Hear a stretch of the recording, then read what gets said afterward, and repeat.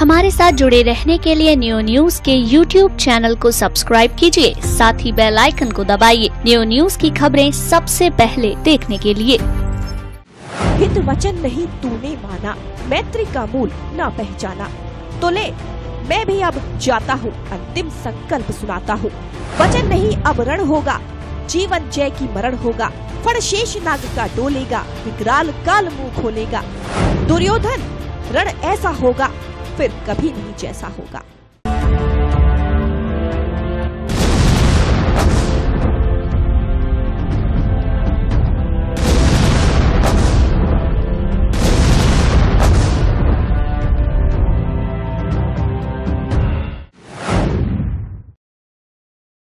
पुलवामा में हुए आतंकी हमले के बाद लगता है इंडियन एयरफोर्स की जो कार्रवाई पाकिस्तान में घुस के की गई है वो एक सच्ची श्रद्धांजलि है।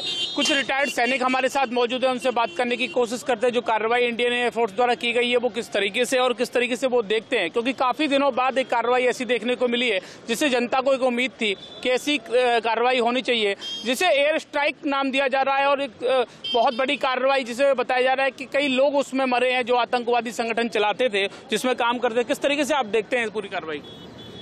मैं कैप्टन हरचरण सिंह, जो हमारी सेना ने ये कार्रवाई की है ये बहुत ही सराहनीय कार्य किया है। और ये आज से नहीं, हमारी सेना जब से हमारा देश आज़ाद हुआ तब से लेकर आज तक इस प्रकार की कार्रवाइयाँ करती आई है।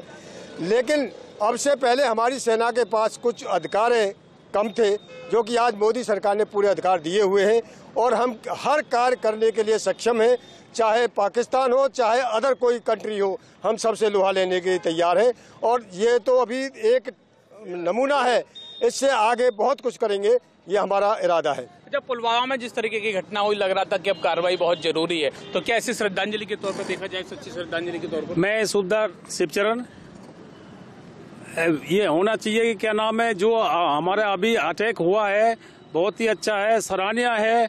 और ये पहले भी अटैक होते हुए किया हुआ है और अब भी हम अटैक करेंगे। और हमारे को बहुत आज खुशी है कि ये अटैक बहुत बढ़िया एयरफोर्स ने किया है हमारी ने। आगे और कार्रवाई ऐसी जारी रहनी चाहिए।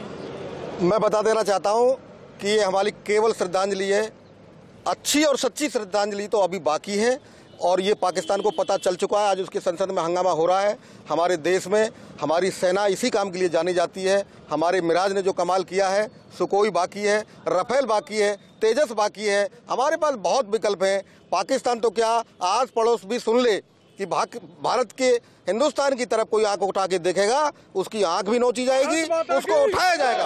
भारत माता की जय। किस तरीके से पूरी कार्रवाई को आप देख रहे हैं, क्योंकि जिस तरीके से लगातार घटनाओं पर घटना वो लोग करते आ रहे हैं, हम लोग कह रहे हैं कि कार्रवाई होगी, लेकिन एक कार्रवाई बहुत बड़ी कार्रवाई देखने को मिली। मैं कैप्टन हरी सिंह, इस जो पुलवामा वाली कार्रवाई है उसमें ये जो हमने कार्रवाई की, एयरफोर्स ने हमारे ने जो स्ट्राइक किया है 21 जगह पर जो हमला किया है, ये तो एक नमूना है।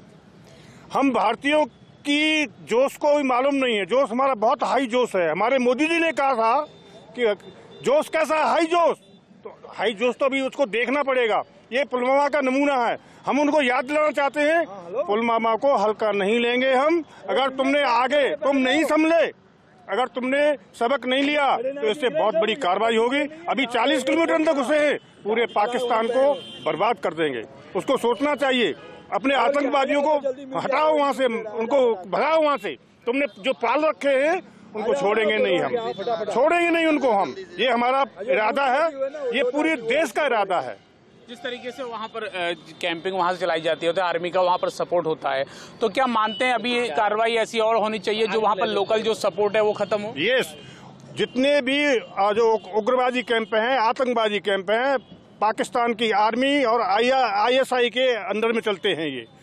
और जब पूरे विश्व का दबाव बनता है वो अपना नाम बदल लेते हैं, लेकिन पाकिस्तान अपनी आदत से बाज नहीं आता है, उनको निकालता नहीं हो। अफगानिस्तान में भी इन्होंने ये किया, उनको बहुत समझाया गया, समझ में नहीं आई।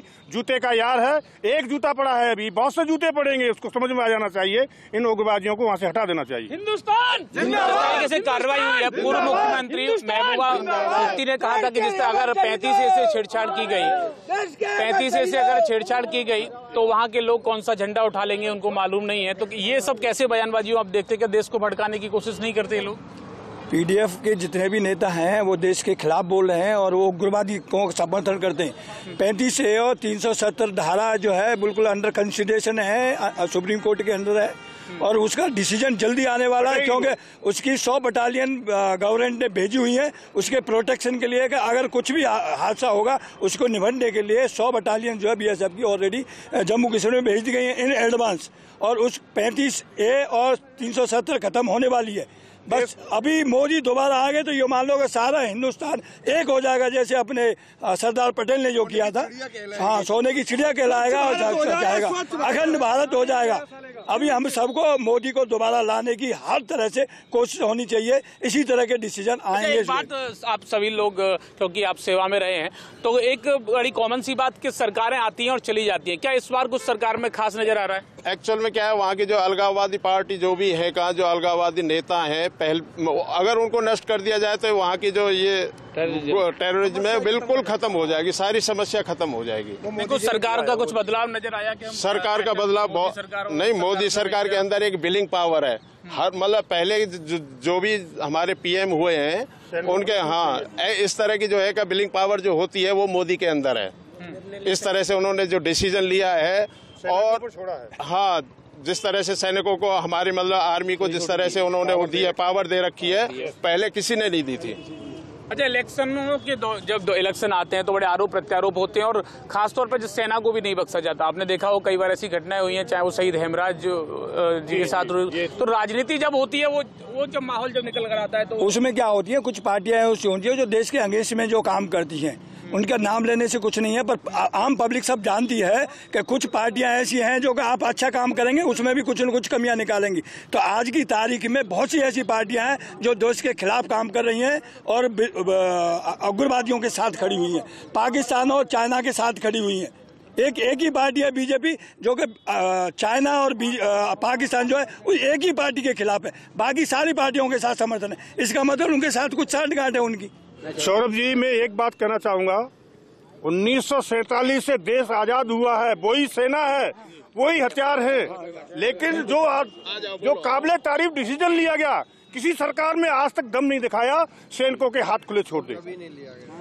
हम सब सैनिक, पूर्व सैनिक हैं हम, आज मोदी जी के लिए, उनकी सरकार को और उनके डिसीजन को नमन करते हैं और सदैव उनका साथ देंगे हम। भारतीय सेना पूरे विश्व में, आप यूएन में जाइए, भारतीय सेना का बहुत बड़ा नाम है, डिसिप्लिन में, अनुशासन में बहुत बड़ा नाम है हम लोगों का। लेकिन सरकार ने हमारे हाथ बांध रखे थे, जितनी भी सरकारें पिछली आई हैं सबने सैनिकों के हाथ बांध रखे थे, कार्रवाई नहीं करने देते। मोदी जी ने खुला छोड़ दिया, तीनों सेना को बोलो आप डिसीजन लीजिए, अपना समय चुनिए, टारगेट चुनिए और मारिए आप। ये सबसे बड़ी उपलब्धि है। Thank you sir. जो कार्रवाई हुई है किस तरीके से देखते हैं जो पाकिस्तान के खिलाफ इंडियन एयरफोर्स ने की है?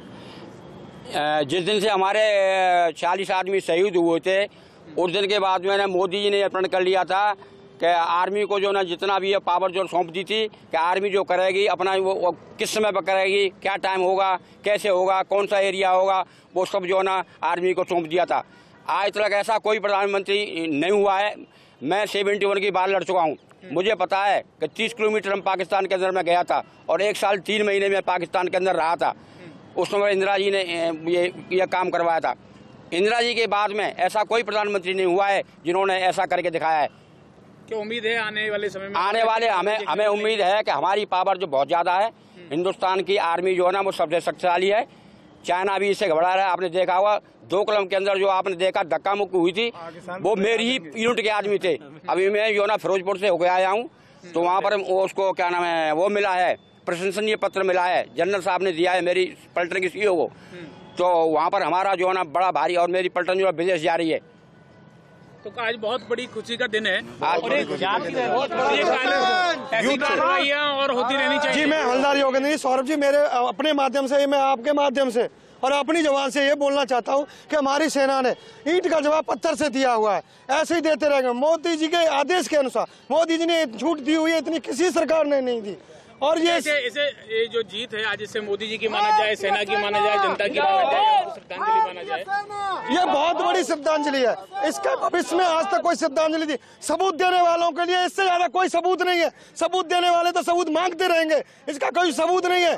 और जो विपक्षी पार्टी है एकजुट होकर के भारत के साथ, अपने मोदी जी के साथ एक साथ खड़े हो गए, ईंट का जवाब पत्थर से पाकिस्तान को देना चाहिए, देना चाहिए। भारत माता की जय। पूर्व सैनिक हैं जो यहाँ पर पहले भी यहाँ पर सेवा दे चुके हैं, क्योंकि जिस तरीके से आप देख सकते हैं जो जोश है यहाँ युवाओं में, वो जोश इसलिए भी खास है क्योंकि आज जो दिन है वो काफी खास इसलिए भी है क्योंकि वो जो पुलवामा कांड के बाद इतनी बड़ी कार्रवाई फोर्स द्वारा की गई है, और ये कार्रवाई सिर्फ यहाँ तक नहीं है, ये कार्रवाई आगे भी देखने को मिलेगी, क्योंकि जब तक ये कार्रवाई नहीं रुक सकती तब तक पाकिस्तान उन आतंकियों को पनाह देना बंद नहीं करेगा जो वहाँ पर एक अपनी सरकार चलाते हैं, अपना संगठन चलाते हैं, और वहाँ बैठे, यहाँ देश में बैठे हुए लोगों को, निर्दोष लोगों को वहाँ से आतंकवादी हमलों के द्वारा मार दिया जाता है। तमाम हमारे सैनिक शहीद हो गए। ये कार्रवाइयाँ निरंतर जारी रहेगी और आम जनता, हर देश का नागरिक आज बहुत खुशी महसूस कर रहा है।